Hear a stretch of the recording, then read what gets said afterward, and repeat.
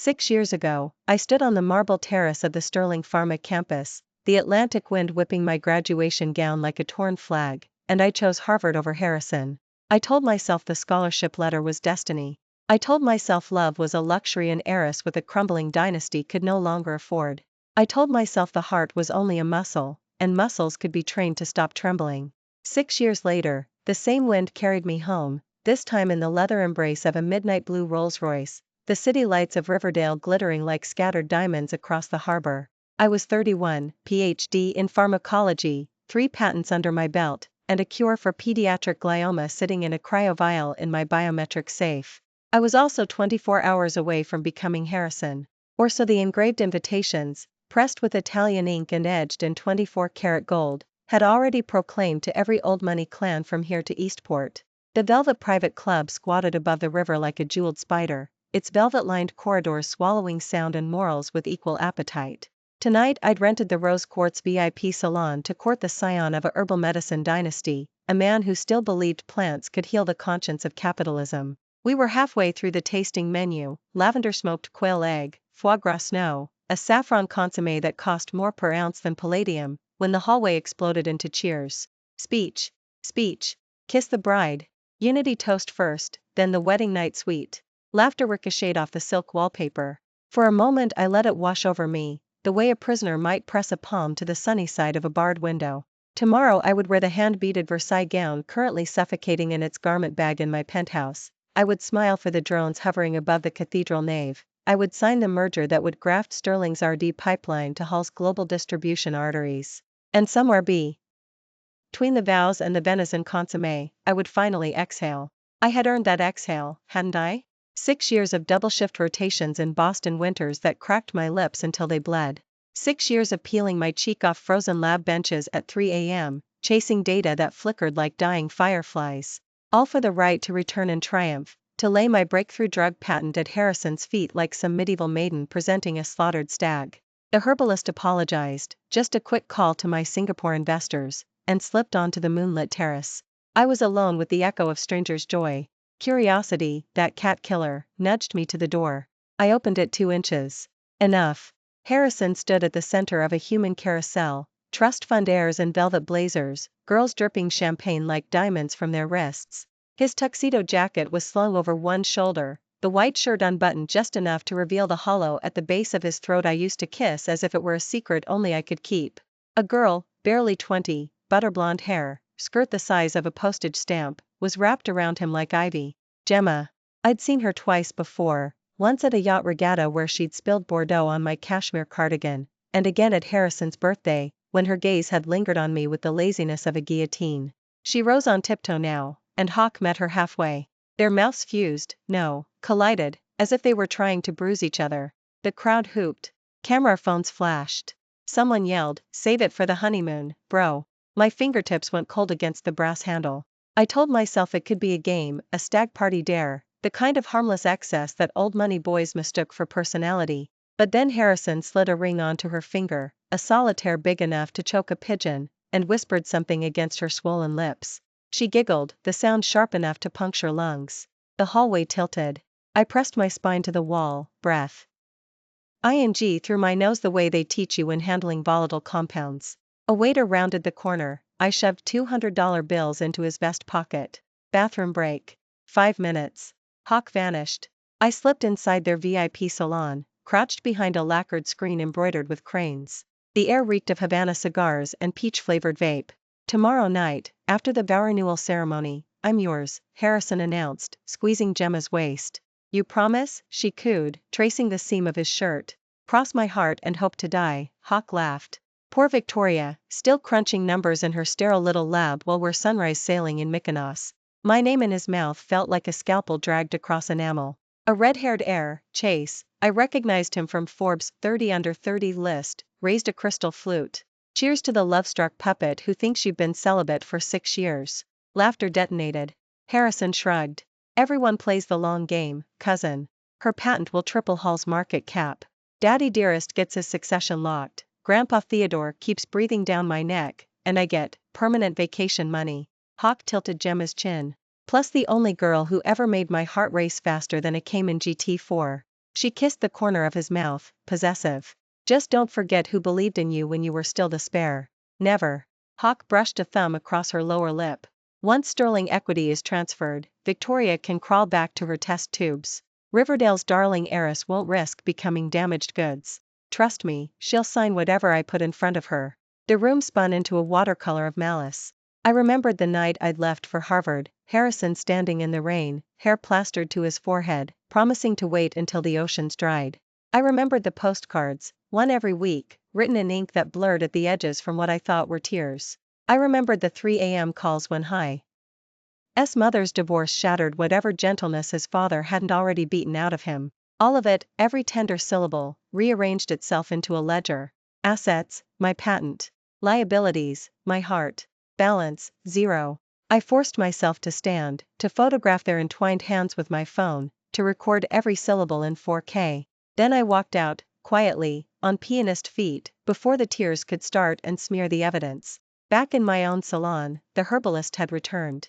Hawk took one look at my face and blanched. Sterling, are you ill? I mustered a smile that felt like cracking a frozen lake. Just a migraine. Could we reschedule? Of course, of course. Hawk bowed twice, scooped his briefcase, and fled. The instant the door clicked shut, my knees buckled. I sank onto the velvet settee, wrapped my arms around my ribs to keep the shards of my composure from slicing outward. 6 years. 6 years I had fed myself on the fairy tale that someone's devotion could be unconditional. I had blamed myself for every lonely sunrise, for every anniversary spent beside a centrifuge instead of a man. I had bartered sleep, sanity, skin, everything, on the altar of a future where Harrison's waiting arms would make the sacrifices feel predestined. And here was the dividend, betrayal, compounded daily. I pressed the heels of my hands into my eye sockets until constellations burst across the darkness. The wedding was 18 hours away. Guest list, 600. Media partners, 12. Net worth of merged entities, 4.7 billion. My mother's voice, cultured and cold. Sterlings do not air dirty linen, Victoria. We bleach it until it blinds. But sterling women also do not kneel for execution. I swiped my phone alive, opened the encrypted folder labeled Plan B, and began to type. First item, cancel the cathedral florist, peonies bruise too easily. Second, call Adrian, the reformed tycoon whose family history was as dangerous as it was alluring, the man whose texts I had ignored for months. Because loyalty felt virtuous. Third, draft the press release that would turn Hall's valuation into confetti by sunrise. My tears dried mid-blink, crystallized by fury. 6 years ago, I had chosen my future over a boy. Tonight, I would choose myself over an empire. Outside, the corridor roared again. To Harrison and Gemma, may the honeymoon last longer than the prenup. I lifted my crystal flute of untouched champagne, toasted my reflection in the mirrored wall. To the war, I whispered. May the victor bleed last. Harvard's marble corridors echo with the clack of Louboutin heels and the rustle of grant proposals. For 6 frostbitten winters I haunted the pharmacology library until the custodian flicked the lights off at 3 a.m., the sour smell of old paper still clinging to my hair when I woke on the velvet-cushioned corral the next morning. I cultured neurons until my wrists cramped, ran mass spec until the machine's hum braided itself into my dreams. Every publication, every patent, every keynote felt like a brick I was laying in a fortress meant to protect the sterling name, and, secretly, to protect the boy I once carved my initials with on the Ravenbrook dock. I flew home with 2 PhDs, a breakthrough drug patent wrapped in a titanium briefcase, and a heart that had never stopped hearing Harrison's 17-year-old whisper, "Wait for me, Tori. I'll make myself big enough to deserve you." Riverdale's humidity slapped me the moment the jet bridge opened. There, beyond the glass wall of VIP arrivals, stood Harrison in a gunmetal suit, eyes bloodshot as if Hawk'd been crying or drinking, or both. Hawk lifted a trembling hand to the pane. I never stopped waiting, Hawk mouthed. Do you still want me? The question cracked something inside my ribcage I'd sworn was titanium. I wish I had answered right then. Instead I smiled, the way a surgeon smiles before the first incision, precise, rehearsed, already anticipating blood. Tonight, 15 hours. Before I am supposed to glide down an aisle strewn with white orchids, I perch on a velvet settee in the Velvet's VIP salon, thighs aching from clenching.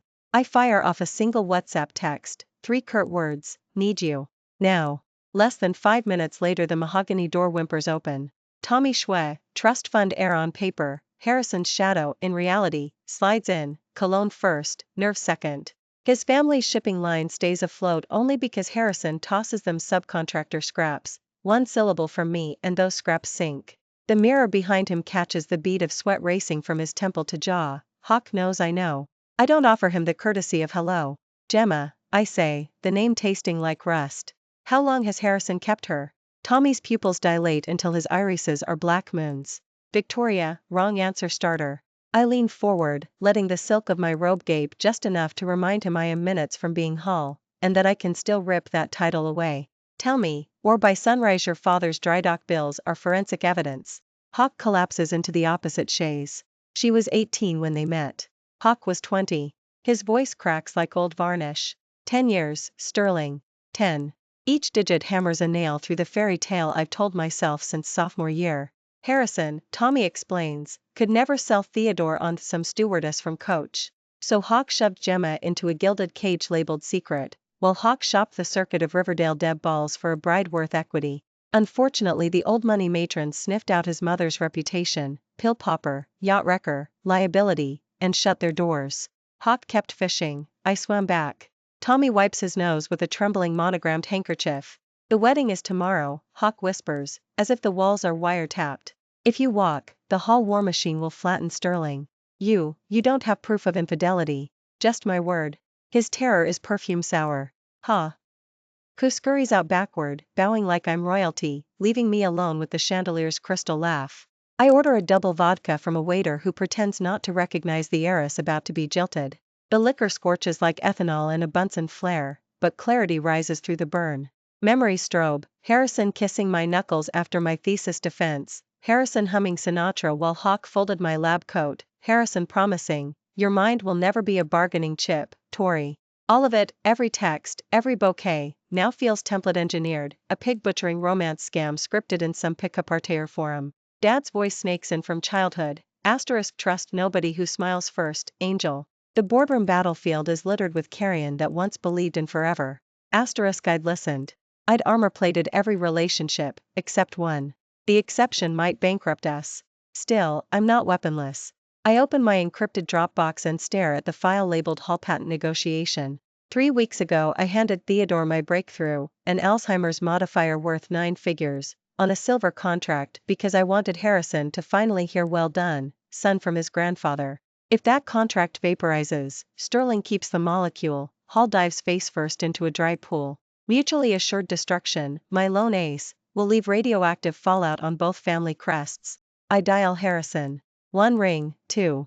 Hawk picks to silence so absolute I can hear fluorescent lights humming in his office. Tory? The syllable is exhausted, pre-cooked. I'm queasy, I lie, pressing a fist to my sternum. Can you come? Keyboard clacks answer first. I'm closing a term sheet, babe. You know I'm building our future wall, brick by brick. The endearment lands like a marketing slogan. Sleep. I'll send the rolls at noon. Line dead. The last filament of hope pops, bright and cruel as a bulb overdosed on voltage. My thumb hovers, then dives to a contact I renamed Adrian Snowflake 5 years ago WHE. And I swore I was done freezing in his orbit. It rings, 1, 2, 5 times. Pick up. His voice, low, tidal, a midnight tide dragging pebbles, curls through the speaker. Cry for help or cry for me? I swallow glass. Help. A soft laugh, almost fond. Text me coordinates, Sterling. I'm already in my car. Dawn bleeds over Riverdale's harbor, gilding the cranes that unload Hall shipping containers. My bridal gown arrives in a refrigerated van, layers of silk organza stiffened with Italian horsehair, a corset threaded so tight my ribs protest. Chase, Harrison's best man/handler, follows the dress like a pallbearer. Mirror panels reflect me multiplied into an infinity of haunted brides. Chase's reflection lingers behind mine, mouth screwing sideways. Hawk's brilliant, Wharton valedictorian, scholarship kid who had to befriend royalty to become pseudo-royalty, yet fate lashed him forever to Harrison's sidecar. I paste on a hostess smile. Morning, Chase. Come to lace me up? Hawk laughs, but it breaks in the middle. If, hypothetically, Harrison couldn't make it to church, Hawk ventures, would you still walk down the aisle? Maybe, stall? I whirl so fast a pin scratches my collarbone. Is Hawk hurt? Which hospital? Hawk lifts both palms. No, don't scream. His phone's dark since 5 a.m., Hawk murmurs. I thought, then we file a missing person report. I grab my phone. Hawk lunges, knocking it from my hand, the screen spiderwebs on the marble. Can't. His voice is shredded silk. Search parties equal headlines. If media digs up Gemma before vows are swapped, Theodore will bury Harrison alive. Sterling stock will crater as collateral damage. Translation, let the prince philander, crown the charade, clean the mess later. I almost admire the candor. Almost. 10 o'clock bells. No groom. 11. Still no black rolls idling under the rose trellis. Guests fan themselves with programs gold embossed with HV. Theodore, ivory cane planted between his wingtips, purples from hypertension. I pat his velvet sleeve, playing the perfect granddaughter-in-law. Deep breaths, grandfather. Riverdale is gridlocked. Hawk'll race in any minute. Inside my skull, laughter howls like a kettle coming to boil. At 8:07 p.m. a push notification detonates across every phone in the banquet hall. TMZ Riverdale exclusive, shaky footage, hospital corridor lit by surgical white. Harrison, lip split, shielding Gemma whose left eye is eggplant purple.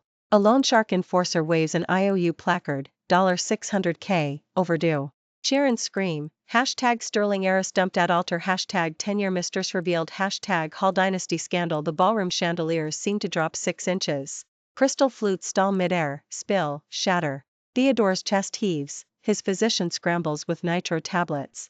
I stand frozen inside cloud-white organza, veil trailing like a comet tail, a bride turned widow before wife, a public statue of heartbreak. But beneath the tableau a pharmacologist's brain calculates half-lives. Gemma's debts, Harrison's lies, Theodore's leverage, Adrian's incoming footsteps, and my untested molecule pulsing like a war drum in a vault beneath Sterling HQ. Tomorrow the tabloids will feast on my humiliation.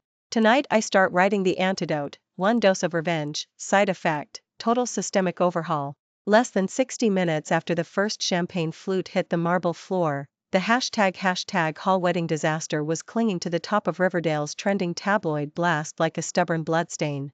I was still in the candle-scented vestibule of St. Augustine's, veil snagged halfway down my back like a ripped sail, when Harrison finally staggered in.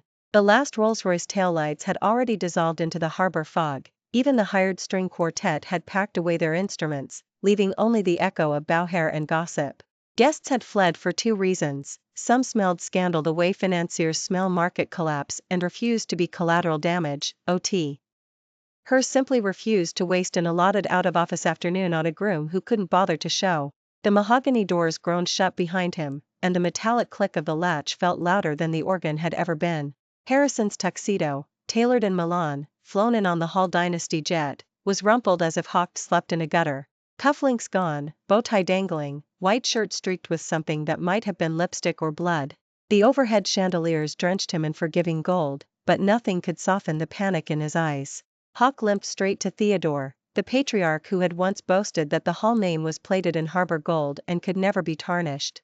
Harrison's voice cracked like thinning ice. Grandfather, I'm sorry, I can explain. Then Hawk pivoted toward me, palms lifted in surrender. Victoria, please, you have to believe me. I didn't run. I saw a woman being forced into a van. I intervened. That's all. The church smelled of extinguished candles and crushed gardenias, too sweet, like rot. I slid my phone from my satin clutch, thumb trembling just enough to blur the screen. So the pictures are deep fakes? I asked, tone deceptively light. I enlarged the one that had already burned itself into my retinas. Harrison in a velvet VIP salon last night, mouth fused against Gemma's, one hand fisted in her platinum hair, the other sliding under the jeweled strap of her crimson dress. The photo was grainy, taken by a bartender who'd earned a year's rent for the leak, but the silhouette was unmistakable. All color drained from Harrison's face until even his lips looked parchment pale. It was, Hawk swallowed, throat bobbing. Just performance, a stupid dare. She joked that I wouldn't dare kiss her during my bachelor party. I was drunk, she was there, drunk? I echoed. My voice ricocheted off the vaulted ceiling, scattering the last frightened pigeons of decorum. I called you at 11:30 last night. Migraine, huh? Mirroring like a jack hug, half hissing aura, half nausea. You said you were in late-night negotiations for the Queensridge Hotel bid. That was your boardroom battlefield? I stepped closer, silk heels clicking like rifle bolts. Was the negotiation horizontal, Harrison? On a velvet banquette? Across the nave my parents stood like marble statues, Richard with his silver-streaked temples, fist pressed to his mouth, my mother Eleanor gripping her pearls hard enough to snap the strand, Andrew arms folded, biceps flexing beneath his morning coat, ready, perhaps eager, to turn this cathedral into a boxing ring. They had championed this strategic marriage because the merger of Sterling and Hall hospitality would have carved a new titan into Riverdale's skyline. Yet blood mattered more than brand, today had flipped from merger to mortuary. Dad closed the distance first, resting a steadying hand on my bare shoulder. The warmth of his palm felt ancient, a reminder that the Sterling family creed dated back 3 generations of herbal medicine pioneers who had clawed dignity out of Eastport fishing docks. Hawk addressed Theodore, not Harrison, voice calm but edged with coastal steel. The wedding is void. We will draft the dissolution papers by sunrise. Theodore's spine stiffened. At 78 Hawk still looked forged rather than born, cheekbones sharp enough to slice dividends, eyes the polar blue of iced currency. Hawk snapped his cane against the flagstones, the crack ricocheting like a judge's gavel. Victoria, Hawk said, syllable smooth as lawyer-polished marble, if you stay, if you forgive this lapse of judgment, I will transfer 50% equity in Hall to you, effective immediately. A hush funneled through the church. Even the stained glass saints seemed to lean closer. 50%. Half of the Hall dynasty's newborn pharma arm, the biotech play they'd promised investors would overtake their legacy hotel income within a decade. A kingdom dangled lick. E-bait. Andrew exhaled a brittle laugh. Cute.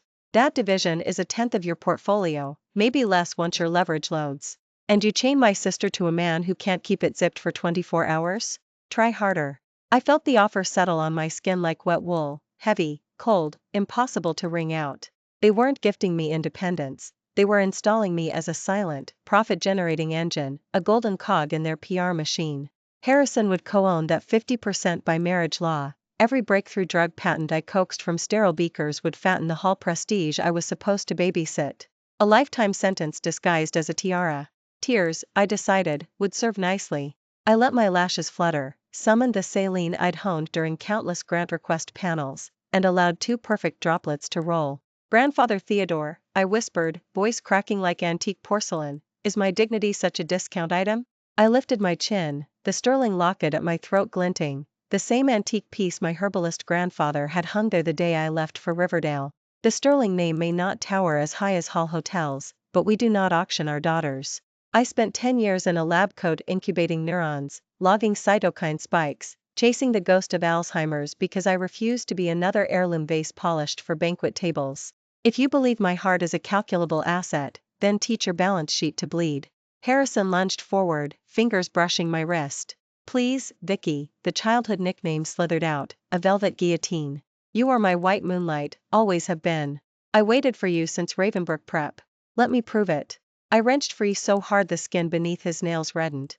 Remember the night you traced every constellation on my palm and swore Polaris would fall before you hurt me? I need one clean shard of truth. Have you ever, loved Gemma? Kissed her, held her, promised her tomorrow when I wasn't around? My pulse hammered so loudly I barely heard my own vow. Deny it, and we try again. Admit it, and I walk. His mouth opened. Closed. A fish suffocating on cathedral air. Hesitation, 1 heartbeat, 2, was all the confession required. I pivoted, skirts whipping like torn spinnakers, and called to my family, we're leaving. Steam from the bath cloaked the inset mirrors until my reflection became a ghost smear. I poured an entire vial of bergamot oil into the clawfoot tub, desperate to scrub cathedral incense, wilted gardenias, and the ghost of Harrison's touch from my pores. Lavender candles guttered, wax pooling like melted tiaras. I submerged until water kissed my chin and memories bobbed to the surface. Harrison at 16, passing me illicit notes during calculus, the first time Hawk said my name as if tasting forbidden citrus, the promise scribbled on a Ravenbrook library card, asterisk forever is a season that never ends, asterisk I burst up gasping, as if drowning in air instead of water. Sleep came heavy, drugged by exhaustion more than serenity. Dawn slid between silk curtains like a probing reporter. My phone, face down on the nightstand, throbbed with notifications. Overnight the story had metastasized. Hawk, Adrian's razor-sharp gossip empire, had launched an entire Hall-themed vertical, caricatures, timelines, memes. They unearthed Harrison's prior conquests like fossils bedded in shame. First came Camilla Chen, heiress to the Chen Jewel dynasty, Cambridge double first who wore contempt for Riverdale boys like heirloom diamonds. Hawk posted the WhatsApp sonnet Harrison had spammed her. I never believed in love at first sight until your iris glinted like a flawless ash haircut. Next, Constance Kong, toy empress heiress who could buy entire archipelagos with pocket change. Hawk embedded a 4K video, Harrison kneeling on a helipad, brandishing a 10-carat pink diamond the size of a gumball. The caption read, I thought affection was a luxury I couldn't afford. You proved me bankrupt. Comment threads crowned him Sir Never Loved a Lot. And then, the final shank between the ribs, footage from the Velvet VIP salon 2 nights ago, Gemma in a crimson sheath, Harrison in a tux half unbuttoned, exchanging ring pops before a cheering audience of trust fund jesters. Ceremony complete, declared a random MC. Hawk's headline screamed, who needs a white wedding rehearsal when you've already played groom? Comments detonated, dude wanted emojis for real. Qing Dynasty called, even their rolling eyes. So whose wife, whose side chick? Asking for a friend named Confucius. I toasted the screen with lukewarm espresso and swiped delete on every voicemail from Harrison. My lab coat hung on the wardrobe door, stainless buttons gleaming like armor. Work, the only antidote to weaponized nostalgia. By 9 a.m., I breezed through Sterling's glass atrium. Jasmine-scented AC, polished concrete floors echoing with purpose, and the faint chemical perfume of DMEM Media, my true bridal bouquet. Junior researchers did double takes, whispers braided behind me as I strode. Jessie, my pigtailed lab assistant, pumped both fists. Boss, you invented resilience. I grinned, snapped nitrile gloves into place, and lost myself in cell culture logs until my stomach snarled for lunch. That was when I noticed the missed calls, 13 from Harrison, 2 from unknown, 1 from Adrian, keep your head down and your gloves on. Lunch later when the storm passes, the message shouldn't have felt like a blanket, yet warmth pooled in my sternum. I silenced the device and returned to my microscope where neuronal synapses glittered like constellations no hall could purchase. 3 days. That was all the attention economy could spare. An Oscar-winning actress released beach photos hand-in-hand with an 18-year-old rookie pop idol, and the cyclone of judgment pivoted, hungry for fresher meat. Hall PR turbines sighed in relief, I imagined them Venmoing the actress under the table for impeccable timing. Harrison appeared at the lab's security turnstile on the 4th afternoon, dressed down in chinos and a navy bomber that somehow still screamed trust fund. Hawk carried no flowers, no chocolates, just a paper cup of black coffee Hawk probably hoped to weaponize as nostalgia. Hawk knew protocols, no entry beyond the viewing corridor. So Hawk waited, pacing, peering through glass like a love-struck puppet who'd forgotten the script. I allowed him the hour it took me to finish plating my astrocyte assay. When I finally stepped out, bleach bit smell clung to my hair. I felt stainless, antiseptic. Hawk brightened, wounded puppy eyes shimmering. Can we talk? The lounge smelled of burnt popcorn and cheap disinfectant. A sagging 3-seater sofa, faux leather cracked like drought-struck earth, and a humming vending machine offering purified water at $2 a pop, hardly the velvet salons Hawk frequented. Hawk perched on the sofa edge as if afraid of contamination. There's a new bistro across the harbor, Hawk tried. All-day breakfast, mimosas. I pointed to the wall clock, 14:03. Your mimosa window closed about 4 scandals ago. Spit it out. His eyes watered, a sudden summer storm. Okay. I lied. I chased those women because I'm hollow, Vicky. You were in Eastport, then Germany, then Singapore, always 1 grand ahead of me. I wanted distractions. Camilla, Constance, Gemma, none meant anything. Gemma just stuck. After my brother claimed the hotel division, grandfather mocked me, said I'd amount to nothing without a power bride. Gemma listened. One night blurred into another. I kept her around like a lucky coin I couldn't toss. Hawk leaned forward, elbows on knees, voice shredded. I'm not excusing it. I'm saying I was scared you'd come back supernova and incinerate the mediocre boy I am. Turns out I ignited the fuse myself. The vending machine clunked, dropping a bottle with surgical PR. Precision. I stared at him, this man who once carved our initials into a Ravenoak desk, now unraveling into fibers I couldn't weave back into any tapestry I recognized. Pain pulsed, not the searing betrayal of Cathedral Day, but a dull ache for the years we'd each become strangers wearing familiar skins. I exhaled, slow, measured, the way I vent chemical hoods. Harrison, fear doesn't cheat. Choices do. You chose to monetize loneliness with other people's bodies. You gambled and lost the one equity you can't buy back, trust. I stood, knotting my lab coat tighter. Your grandfather's shares can't purchase a reset button. Labs under deadline. Safe travels. His shoulders caved as if I'd dropped a lead apron across them.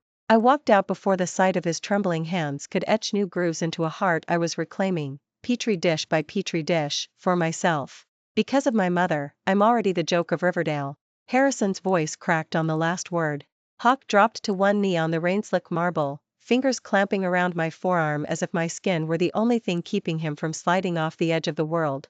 Victoria, you're the only one who never looked at me like I was trash. His tears felt hot against my wrist, too hot, almost scalding, and they carried the faint, metallic scent of the adrenaline coursing through him. I knew the maneuver by heart, the calculated tremor in the shoulder, the quivering chin, the way his dark curls fell forward to curtain those famously hypnotic eyes.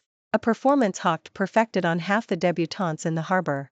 Hawk was trying to fold the entire mess with Gemma into one soggy, sympathetic square and tuck it into my pocket so I would carry it for him. I pried his fingers off one by one, the pads of my thumbs pressing into the pressure points that would make his grip slacken without leaving marks. The Sterlings did not bruise easily, and I refused to give him a single trophy Hawk could show tomorrow's conquest. Listen carefully, Harrison, because I will not repeat myself. I inhaled the night air, river tang, exhaust fumes from the idling Rolls-Royce behind him, the ghost of his vetiver cologne. All of it tasted bitter now. I agreed to stand beside you at that altar, not because you were Harrison the golden heir, but because you once told me you'd waited for me since we were children building sandcastles on the Sterling dock. That confession felt like a rare compound, pure, effervescent, impossible to replicate. I treasured it. My laugh came out low, humorless, an auditory scalpel. Then I learned the formula wasn't proprietary. You fed the same "I've waited forever" line to the Pilates instructor, to the rookie pop idol you sponsored at Hawk, to Gemma. Each time, you diluted the drug until it was nothing but food coloring and tap water. And suddenly my gratitude evaporated. I stepped closer, the hem of my silk skirt brushing his knee, and lowered my voice to a whisper meant only for the two of us and the moon. Tell me, Harrison, what exactly am I supposed to love now? Your talent for three-timing? Your hobby of trading in damaged goods once the novelty fades? Or the adrenaline thrill of catching you thrust against another woman in the very VIP salon where I signed the merger papers? Each syllable hit its target. The color drained from his face as though I'd tipped hydrochloric acid down his throat. The tears Hawk summoned retreated, leaving his eyes glassy and suddenly sober. Hawk scrambled for higher ground. Our families want this union. Sterling Biotech plus Hall distribution equals an 80% market share by 2027. That's synergy, Victoria. Mutual ascendancy. If I were chasing balance sheets, I'd have accepted Theodore's other offer. Your half-brother Marcus graduated Harvard Summa, manages their AI venture arm, and doesn't confuse loyalty with monogamy. A far cleaner merger. Instead I picked you, the errant prince no one expected to mount to anything. The words hung between us like crepe paper over a blade. His temper sparked. I saw the flare in the flare of his nostrils, the whitening of the scar at his hairline, legacy of a polo mallet swung in a college grudge match. You know what repulses me most? Hawk growled. This superiority you wear like armor. A woman is supposed to be a sanctuary, not a fortress. Gemma understands that. She listens, she soothes, she agrees. That's why I can't walk away from her. A seagull cried above us, trailing the echo of my disappointment. Then marry her, I said softly, almost kindly. Marry her, Harrison, and pray her tenderness is thick enough to bandage the hole where your character should be. Because I am done sculpting myself into smaller shapes so your ego can fit inside the room. Hawk shoved to his feet, fists balled, the city lights flickering in the beads of sweat along his temple. Enjoy your laboratory throne, Ice Queen. Outside these gates, every gentleman of Riverdale already whispers that you're brittle, unfeeling. None of them will ever want you for more than your patent portfolio. I tilted my head, letting the diamond studs Margaret gave me catch the sodium glow of the street lamps. Good. I would rather be feared in every boardroom battlefield than pitied in any bedroom. For a moment I thought Hawk would lunge. Instead Hawk spun on his heel, stalked to the waiting car, and slammed the door so hard the tinted glass rattled like a warning shot. The Rolls-Royce disappeared into the night, tires hissing over wet asphalt, leaving only the echo of his final curse, "You'll die alone, Victoria." I exhaled, long and measured, counting the carbon molecules leaving my lungs. Alone, yes. But free. And freedom, I'd learned, was an element no chemist had ever successfully synthesized inside a gilded cage. 7 blocks north of the Sterling campus sat my sanctuary, a loft apartment occupying the entire 8th floor of an ex-warehouse turned eco-complex. I kept the windows open so the brackish harbor breeze could sweep away lab fumes and family politics alike. Tonight, the corridor lights flickered in Morse code, or maybe that was my adrenaline still misfiring. I turned the corner, and stopped. The silhouette leaned against the brick parapet, hands in the pockets of a charcoal coat, collar turned up against the fog.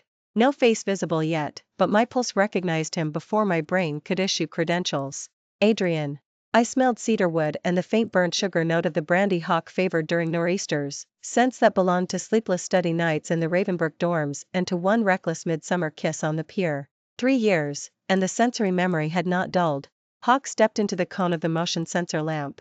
Shadows unveiled the sharper angles of adulthood, cheekbones more pronounced, hair a fraction longer. The scar that kissed his left eyebrow, new. But the eyes, storm gray and searching, were unchanged.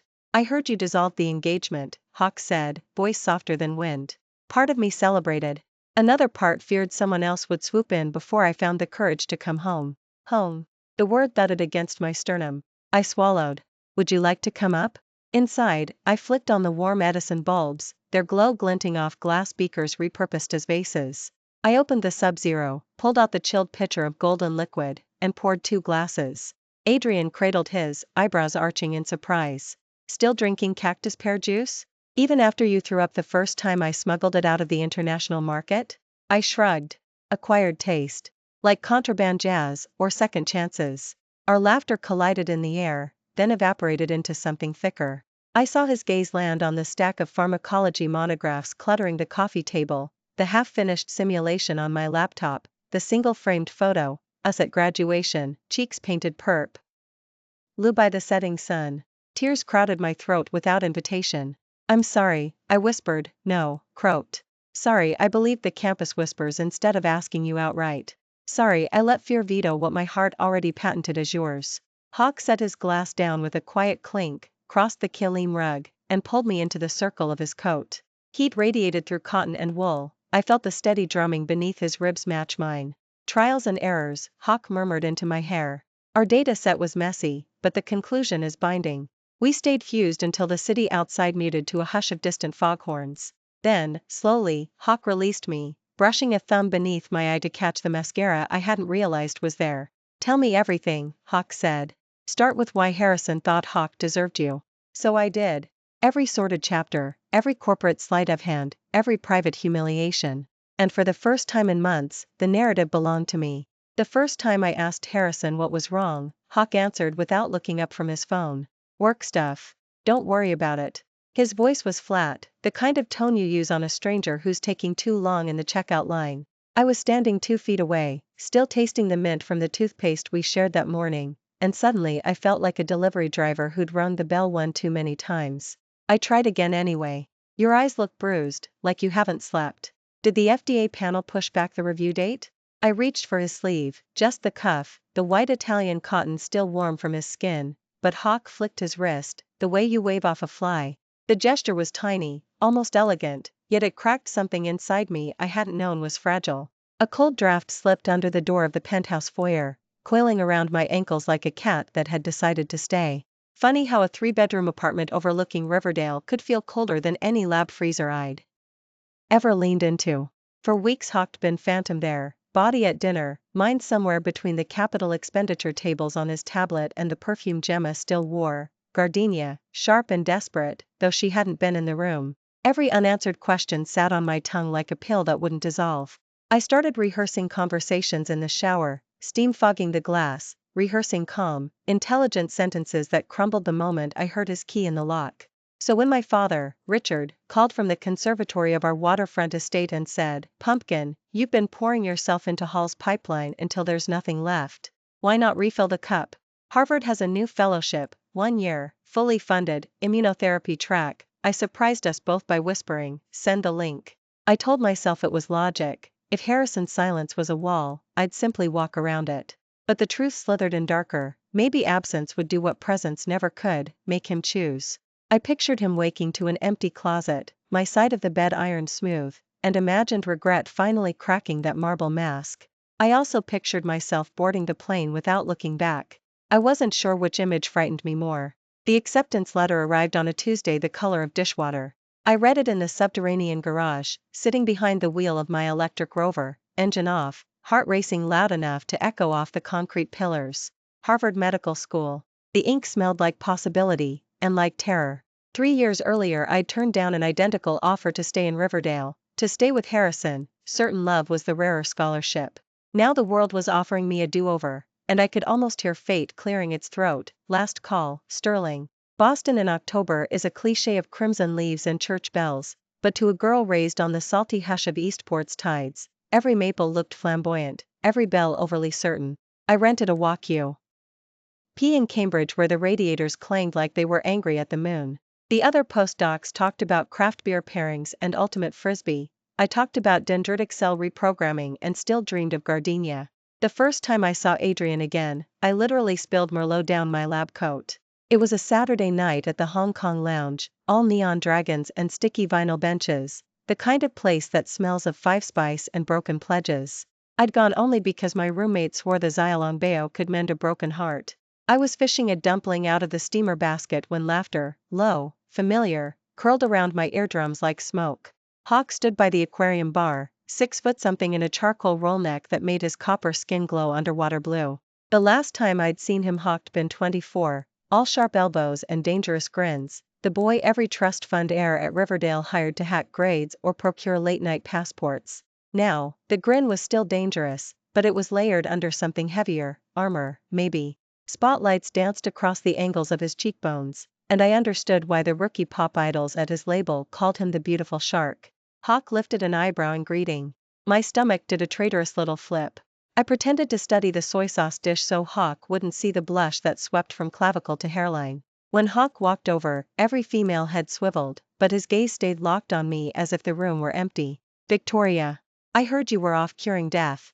His voice was softer than I remembered, like cashmere soaked in whiskey. Up close I noticed a thin scar slicing his left eyebrow. Someone had gotten close enough to hurt him, then. The thought sent an unexpected spear of protectiveness through me. I lifted my chin. I heard you were investing in death, crypto casinos, was it? I meant it as armor, but it came out flirtatious. His smile widened anyway, revealing the tiniest chip in his incisor. A flaw that somehow made him prettier. Past lives, Hawk said gently. The jukebox switched to an old Cantonese ballad, something my mother used to hum while measuring ginseng. Adrian's shoulders lifted in a shrug that looked like it still carried bruises. Want to get some air? These fishbowl punches taste like regret. Outside, the night smelled of wet asphalt and scorched chestnuts. Cambridge alleyways are narrow enough to force two people to walk close, our sleeves brushed, and each graze felt like a sparkler against skin. Hawk spoke first. I never apologized for junior year. The rumors, the expulsion hearing, none of it was supposed to touch you. His hands were shoved deep in coat pockets, but I could see the knuckles flexing, like Hawk was punching fabric. I was framed, Someone needed a scapegoat with a convenient family history in organized crime. Hawk huffed a humorless laugh. Guess I wore the costume too well. I stopped under a flickering street lamp. The scientific part of my brain catalogued the way sodium light dissected his iris into flecks of bronze and peat. The rest of me rehearsed cautionary tales. Men who spell redemption with your name usually collect you like a trophy once the ink dries. Still, the October wind bit through my thin blazer, and I remembered how Hawk used to give me his jacket without asking, just drape it over my shoulders like permission to be warm. I spent 3 years in love with a man who let me swallow my own questions, I heard myself say. Forgive me if I'm done gambling on male sincerity. My tone wobbled more than I wanted. Adrian's gaze flicked to the small tremor in my lower lip. For a moment the alley smelled sharper, like ozone before lightning. Then Hawk did the last thing I expected. Hawk stepped back, giving me a full foot of respectful space. Okay, Hawk said simply. No bets tonight.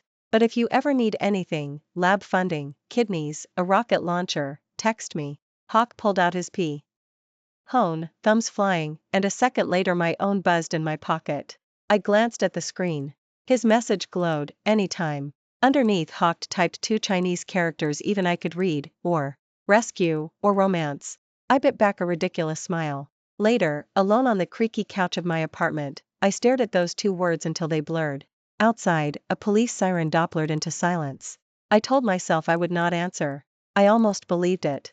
Adrian must have taken my silence as a dare, because the following Friday Hawk showed up at the lab bearing enough Vietnamese coffee to wake a hibernating bear. My research assistant, Priya, nearly fainted when Hawk leaned one hip against the centrifuge and greeted her with the dimple she'd seen on a dozen Hawk billboards.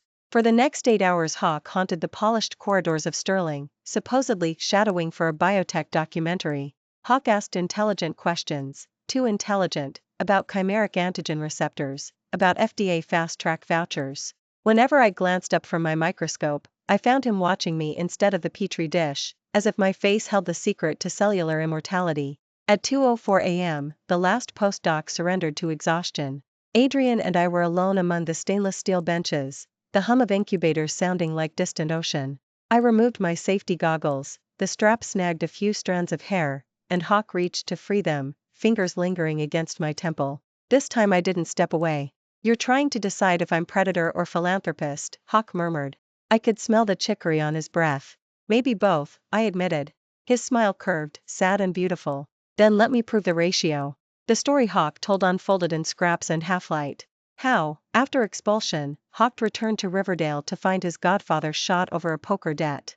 How Hawk paid the loan shark enforcers with his tuition savings, then spent a year sleeping in the recording studios of Hawk, his only inheritance from the grandfather who'd once ruled half the Eastport docks. How Hawk learned to broker deals between chorus girls and venture capitalists, trading favors the way chemists titrate reagents, drop by drop until the color changes. Hawk invested the profits into AI ventures, into gene editing startups, into anything that felt like building instead of burning. But none of it erased the smell of gunpowder on my name, Hawk finished, voice rough. I understood, reputation is a lipid-soluble toxin. It seeps through membranes you thought impermeable. Impulsively I placed my hand over his. Our palms aligned, lifelines crossing like experimental curves finally intersecting. Hawk drew a breath that trembled. "Victoria, I'm done pretending I came here for a documentary." His other hand rose to cradle my jaw, thumb stroking the corner of my mouth with reverence, as if I were miracle data. "I want to kiss you now. Not because you owe me. Because I've spent 6 years unlearning addiction to everything except the idea that your atoms might remember mine." My heart pounded so loudly I imagined the security cameras picking up the vibration. Images cartwheeled, Harrison's indifferent shrug, Gemma's gardenia sneer, the shattered champagne flutes on what should have been our unity toast. Fear braided with desire until I couldn't tell the strands apart. At last I whispered, "I'm not ready to start a new experiment when the last one blew up the lab." The metaphor sounded silly out loud, but his eyes shone as if I'd offered scripture. Hawk let his hand fall, stepped back with the grace of a man used to losing gracefully. "Then I'll wait," Hawk said. "Science taught me patience. So did surviving you the first time." Hawk tried for a grin, it wobbled. My chest ached, equal parts gratitude and guilt. We left the building through the service elevator. Snow had started to fall, thick flakes swirling like disrupted nanoparticles. Hawk offered his coat again, this time. I accepted. The wool carried cedar and something metallic, like oxidized hope. As we reached the rideshare stand, Hawk shoved his hands into his pockets to keep from touching me. I watched the snow melt on his eyelashes and felt the final clamp around my heart loosen, just a fraction. I didn't kiss him. But when the Prius pulled away, I touched my lips, startled to find them warm. Weeks slipped past in a blur of grant proposals and late-night Western blots.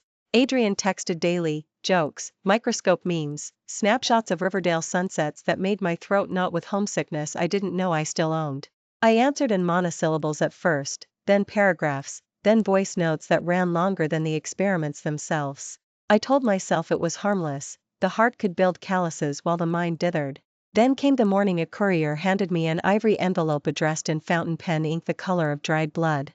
Inside lay an engraved invitation from none other than Theodore. "Sterling has done wonders for our oncology pipeline. Let's discuss the next phase over tea at the Velvet Private Club. Formal attire not required, your intellect already adorns the room." My pulse spiked. This wasn't business, it was reconnaissance. And every instinct screamed that Harrison would be the ghost at the table. I considered ignoring it. Instead, I texted Adrian, "Going into the lion's den tomorrow. If you don't hear from me by midnight, avenge my pipettes." Hawk replied instantly, "I'll bring the tranquilizer darts. And cappuccino."